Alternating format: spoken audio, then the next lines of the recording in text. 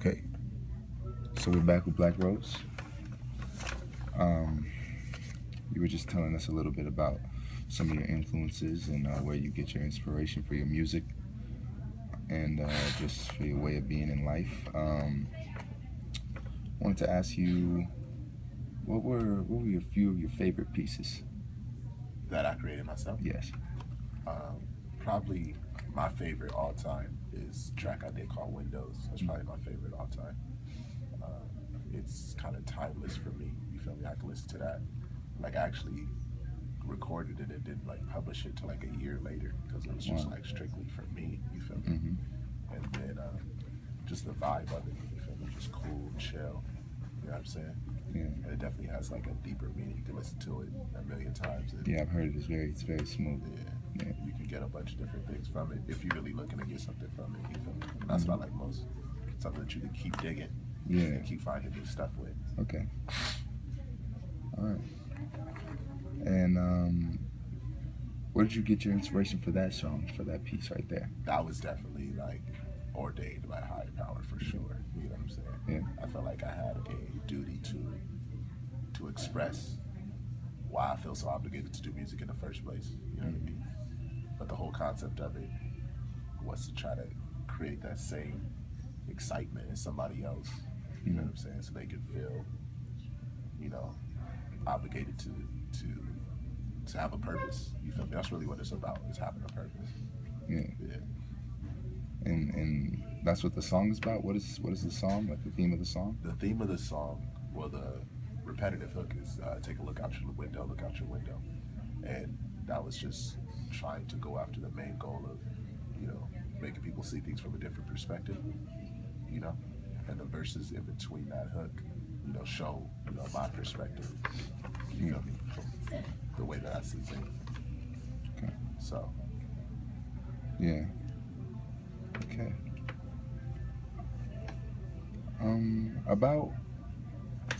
About how many tracks do you think you have? Like, how many do you think In you've total? done? Yeah, recorded. Recorded? Yeah. Wow. Not too many, you feel me, in comparison to somebody else who's been pursuing the same dream for as long as I have. Mm-hmm. Recorded, I'd say like 250. 250? Yeah. That's a lot to me, man. It's a lot of tracks, but, you know, somebody who's like on it, Yeah. you feel me, they probably record. I write way more, I've written way more, but I actually record. Because I write tracks that I'll dig, but then like I gotta make sure that it's worth recording because I gotta pay money to record it. You feel me? So it's gotta be like, man, this is gonna be worth it. Yeah. As opposed to just, oh, this is just a dope track. Exactly. That I wrote, you feel me? And where do you record when you record? I go to a place in Hollywood. It's called Tiger Studios. Oh, dope. It's a cat named Nick James. I pay him to engineer it and master it, which means that there's a lot more overhead for me than somebody who's recording in their room. You feel me? And learning how to record. Yeah. But usually, you know, my songs have a lot higher quality Exactly. than somebody who's like recorded in their room. You Yeah. feel me? And that's what's important. Well as your lyric and your message. Exactly.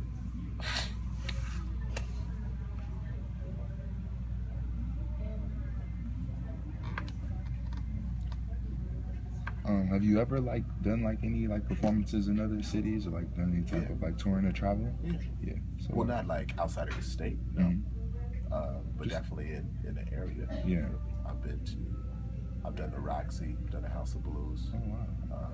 a couple times. Opened up for Kendrick before he got big. Word. He was big at the time. You feel me? That was when I don't know if you heard Hood Gon' Love It with him and J-Rock. Him and Jerry. Yeah, Yeah, like that it's a Hood Gon' Yeah. Love It. Yeah. That's when that came out. Yeah. That Schoolboy Q, man, Absol. Wow. But they was just, you know, people knew him, like people who was heavy in hip hop knew him, but like they wasn't as pop as they are now. You feel Okay. me? Like on radio stations everywhere. So that was dope. That's dope. That's definitely a tight experience. Okay. Who would you say is your favorite artist in the game right now? Right now, Kendrick that's for it. sure. Kendrick? for sure. Yeah. Lyrically, he's there. Creativity, you know, he's willing to do things that a lot of other people aren't willing to do. You feel me? Mm-hmm. Like a lot of people will get in the booth and won't, you know, Kendrick will say some stuff that you'll say when you by yourself, you know what I'm saying? Just like being goofy. And he'll actually record it. That's a different kind of bravery. And then his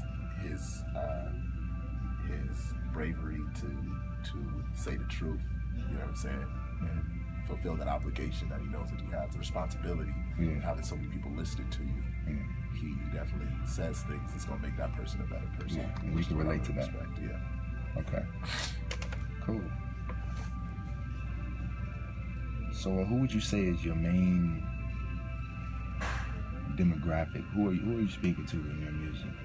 I would say anybody who has doubts on why they are like here. Anybody who's like, what is the purpose of all this? Like, am I just doing this to reproduce? You feel me? Am I here just to make some money? You know, anybody who like isn't 100% sure, you know, why they're alive. You feel me? I like to pursue those people.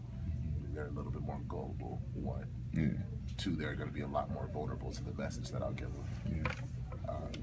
I do like to pursue people who think that they know why they're there at the same time, because listening to my track will either make them more confident in their own beliefs, or it'll question what they have. But I probably say that I write music and make music for people who are in that stage and asking, like, what am I doing? Like, is my career my purpose, or is my career just making me money? You know what I'm saying? Like, am I here just to have a family? You feel me? Like, what's it all about? Like, what is this life for? Yeah. I'd say that person, the person who really thinks about that and is pondering that, is the person I try to make music for. And is that person you? Yes. Yeah. Yes, for sure. I feel like I am a little bit more sure than I used to be, or a little bit more sure than you know, some other people. You feel me? But I definitely have my, you know, I see the logic in both sides of everything. You feel me? So it makes it more intriguing. Yeah. It makes my music more intriguing because I can like completely argue one side, then I can completely argue another side too. Yeah. So that gives my music a little bit of diversity, versatility. Yeah. Okay. I could definitely understand where you're coming from on that too. Yeah.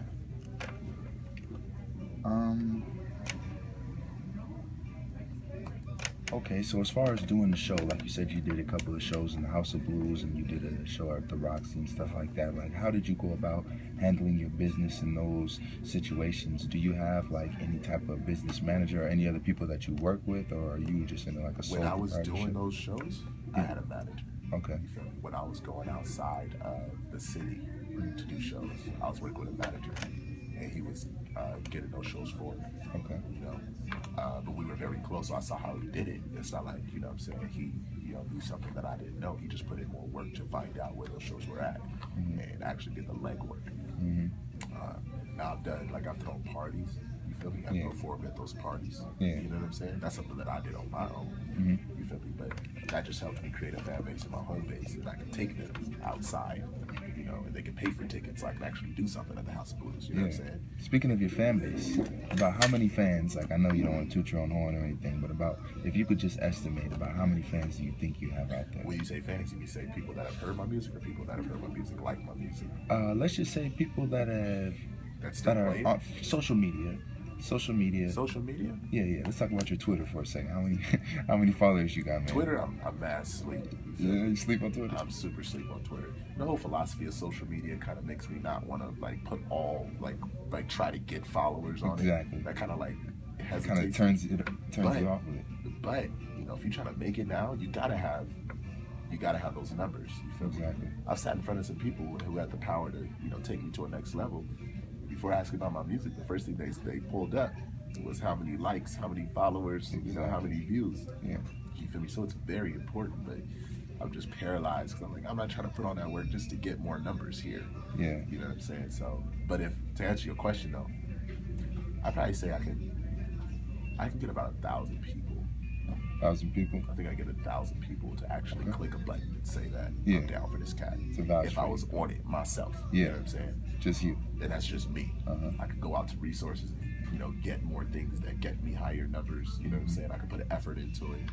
You know what I'm saying? But if I just like spend like a week on it heavy, I'll probably get like 1,000 followers on average per social media site. Okay. So that was not really like, that was just that wasn't really a fair question. It's just estimation. But Yeah.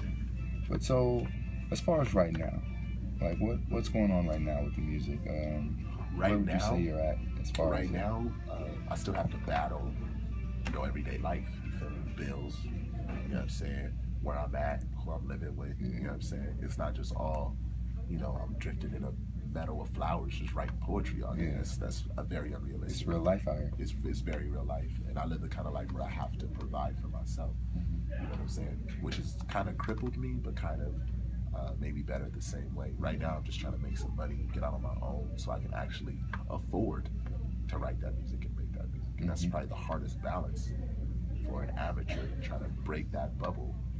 Is to find a balance between, writing music and investing your time into your own craft and still making money to support yourself so you can even do that in the first place. You know what I'm saying? So right now I'm just battling. Right now, like today, I'm just stacking my money. I'm writing on the low, but I'm not publishing nothing. I'm just keeping my skills sharp. You feel me? I always got a 16 on top if you need that. You know what I'm saying? But I'm more just stacking my money, trying to get my paper up. To be real. I feel you. There's gonna be a time I definitely have a plan. Where that money hits a certain level and I can actually invest some of that money into publishing something. But right now I'm just keeping my skills sharp. Because it hasn't even been a year since you dropped Bird's Eye View, has it?